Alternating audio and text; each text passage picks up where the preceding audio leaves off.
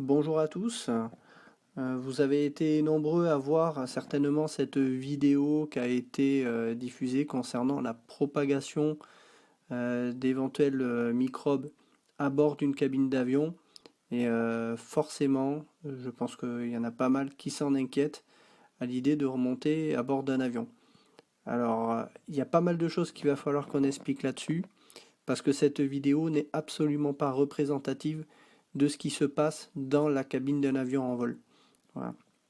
Donc la circulation de l'air en fait dans la cabine ne permet pas à des postillons, des microbes de se diffuser de cette manière. Et je vais vous expliquer le principe de fonctionnement de l'air conditionné à bord des avions et vous allez comprendre que en fait on est très loin d'une propagation de ce type. Le but de cette vidéo, c'est pas de faire un descriptif technique et ultra complet des principes d'air conditionné dans les avions, mais de vous donner les notions de base pour comprendre comment cela fonctionne, comment l'air est traité, comment l'air circule, comment la pressurisation joue également un rôle là-dessus, et ensuite de revenir sur cette vidéo et de pouvoir mieux comprendre pourquoi la propagation qui est mise sur cette vidéo n'est pas cohérente. Pour commencer, vous avez cette image ici qui est le système de prélèvement d'air du Boeing 737. Donc en fait ce qu'il faut savoir déjà c'est que l'air qui arrive en cabine est de l'air qui est non pas qui vient directement de l'extérieur de l'avion, mais qui est prélevé en fait à l'intérieur du moteur de l'avion. Donc l'air rentre en fait dans le moteur, il est compressé de façon à l'amener à une certaine pression avant que l'on puisse le mélanger au carburant et ensuite qu'on y mette le feu pour créer justement la propulsion. Donc cet air il est prélevé avant que l'on mélange l'air avec le carburant dans un étage qu'on appelle le compresseur haute pression, c'est-à-dire c'est de l'air qui est sous très haute pression et donc sous haute température. Et cet air-là, du fait qu'il soit sous pression, ça va permettre d'aider à pressuriser la cabine de l'avion, puisqu'il faut maintenir un air à une pression suffisante, avec une quantité d'oxygène suffisante, de façon à ce qu'on puisse correctement respirer. Parce qu'à la température extérieure ainsi que la pression extérieure, on ne pourrait pas respirer normalement. Donc ce prélèvement d'air, en fait, il est extrêmement chaud, il est sous très forte pression et donc il va falloir le faire passer par des systèmes qu'on appelle des PAC. Des PAC, ce sont des Pressurization and Air Conditioning Kit, ça c'est l'acronyme que l'on a pour ces systèmes-là. Donc chaque avion est équipé de 2 PAC. Donc les PAC vont recevoir cet air qui est chaud, donc comme on le voit sur ce schéma-là, vous avez de l'air chaud, donc rouge, et cet air chaud en fait va être déjà refroidi avec de l'air qui est prélevé en fait par un système qu'on appelle les trappes ramères que l'on voit sur cette photo ici. Donc de l'air rentre en fait dans le fuselage, non pas pour être utilisé pour la cabine, mais uniquement pour refroidir l'air qui passe dans ces packs. En fait, vous avez un échange thermique qui va se faire à l'intérieur de ces packs entre l'air qui est prélevé des moteurs qui est très chaud et l'air extérieur qui est très froid. Il faut savoir qu'en altitude, dans les niveaux de croisière, vous êtes à des températures de l'ordre de moins 40, moins 50 degrés Celsius. Donc le but, c'est d'utiliser l'air qui est très froid à l'extérieur pour refroidir cet air qui est prélevé sur les moteurs. Ensuite, cet air, il va être mixé également avec une partie de l'air de la cabine de façon à pouvoir limiter en fait l'afflux d'air qui est prélevé des moteurs et donc de limiter la charge sur ces packs. Ça va permettre de les faire tourner à des régimes un peu plus faibles et donc de les économiser. Voilà. Donc cet air, une fois qu'il est mixé, il va être également on va dire régulé en température de façon à pouvoir être ensuite réinjecté dans la cabine. Alors sur les avions, vous avez 2 compartiments en général. vous avez le cockpit et la cabine. Savoir que la cabine, généralement, vous avez un système sur la partie avant de la cabine et un système sur la partie arrière, du moins un système d'éjection. Le cockpit est traité différemment, il faut le savoir. Le cockpit, on lui envoie de l'air qui a une pression plus élevée que la pression qui est envoyée dans la cabine passager. Alors ceci, c'est tout à fait explicable, c'est qu'en fait, en cas de fumée dans la cabine passager, le fait d'avoir une pression plus élevée dans la cabine, ça permet de repousser les fumées et donc de protéger le cockpit afin que l'avion puisse continuer à être piloté par les pilotes de manière, on va dire, plus normale. Donc, on a une pression en cabine qui est moins élevée que ce que l'on a en cockpit. Ensuite, pour la circulation de l'air. Donc, sur cette image-là, vous avez une coupe du fuselage. Et donc, vous voyez cet air qui est injecté. En fait, il est injecté par le haut de la cabine. Et il est diffusé ensuite donc vers le bas. Donc, en faisant ça, vous comprenez déjà la vidéo qu'on a vue tout à l'heure, tout ce qui est particules, ça ne va pas monter facilement dans l'air. Au contraire, ça va plus avoir tendance à être plaqué vers le sol.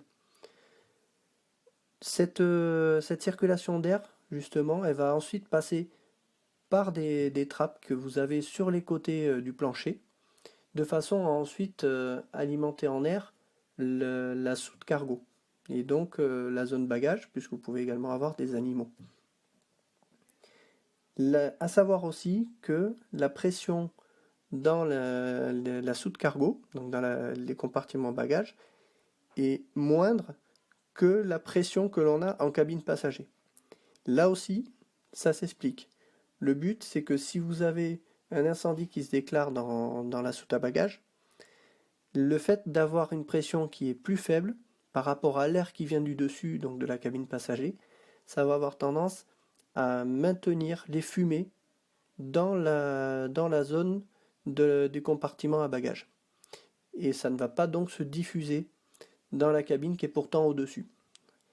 Ce principe, justement, ça va permettre également d'optimiser l'efficacité des agents extincteurs qui seront diffusés si un incendie est détecté. Donc ça, c'est bon aussi à le savoir. Autre chose qui est intéressant à savoir, c'est que la quantité d'air qui est injectée dans un avion, elle est colossale. L'air qui est à l'intérieur de l'avion est renouvelé en moyenne entre tous les 2 et 3 minutes. C'est-à-dire toutes les 2 à 3 minutes, vous allez respirer en fait un air qui a été complètement renouvelé. Donc, ce qui veut dire que tout ce qui est particules, c'est quand même très très bien filtré. À savoir que quand l'air passe en dessous, vous allez avoir des systèmes de reprélèvement qui vont faire recirculer l'air par justement l'air conditionné. Et donc cet air va en plus non seulement passer par des déshumidificateurs, et en plus par des filtres, notamment pour certains modèles d'avions, des filtres HEPA.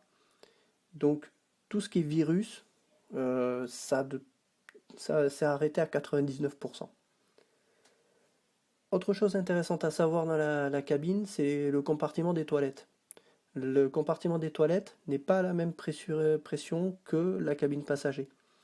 Le but, c'est justement de créer un phénomène d'aspiration de l'air et notamment de pouvoir retirer plus facilement les odeurs. Voilà. Donc voilà pour la partie cabine.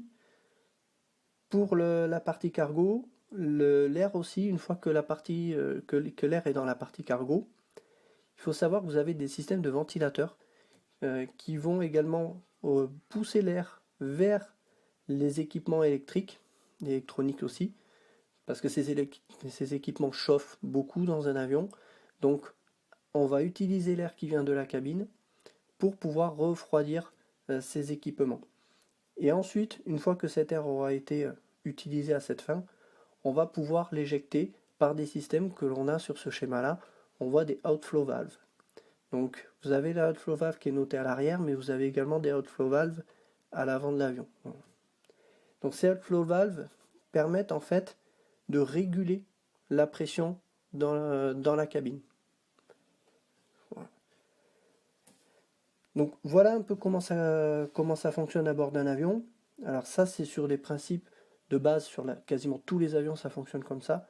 Vous avez néanmoins quelques spécificités sur certains avions, notamment les plus modernes. Par exemple le 787, où là vous avez un système de conditionnement d'air qui est extrêmement performant.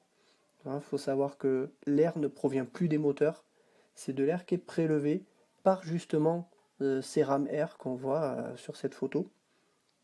Et vous avez des équipements qui sont extrêmement efficaces avec des filtres beaucoup plus performants et également une gestion de l'humidité qui est bien meilleure. Parce qu'on reproche souvent aux avions que l'air est très sec. Là, dans le 787, l'humidité de l'air est également augmentée de façon à avoir un meilleur confort. Voilà. Donc maintenant que l'on connaît un peu ce principe de base, comment ça fonctionne à bord d'un avion, bah, si on regarde à nouveau la vidéo, on se rend compte que ça ne peut pas coller. On voit la dispersion qui se fait tout de suite vers le haut, et donc c'est difficilement concevable avec une pressurisation qui fonctionne normalement d'avoir une telle dispersion. Ce qui a été suggéré, notamment par Xavier Titelman, et je pense qu'il a raison, c'est que cette modélisation a été faite sur un avion dont la pressurisation avait été coupée à la suite d'un incident pour voir la diffusion justement autour et expliquer pourquoi certains passagers auraient pu être contaminés. Mais dans le cas d'un avion où la pressurisation fonctionne normalement, clairement, ça ne se modéliserait absolument pas de cette manière. Donc je ne suis pas en train de dire que prendre l'avion, ça ne représente aucun risque. Ce que je veux vous faire comprendre, c'est que le système de filtration et de renouvellement d'air que l'on a à bord des avions, il est extrêmement efficace et c'est certainement le moyen confiné, on va dire, de transport qui est le plus sûr. Si on compare par exemple à un train, vous n'avez absolument pas un système de filtration et de renouvellement de l'air du niveau d'un avion. Un bus, j'en parle même pas. Vous allez avoir l'air avant qu'il soit renouvelé dans un bus, il va se passer beaucoup de temps. Et les métros, on n'en parle même pas. Les métros, c'est encore pire.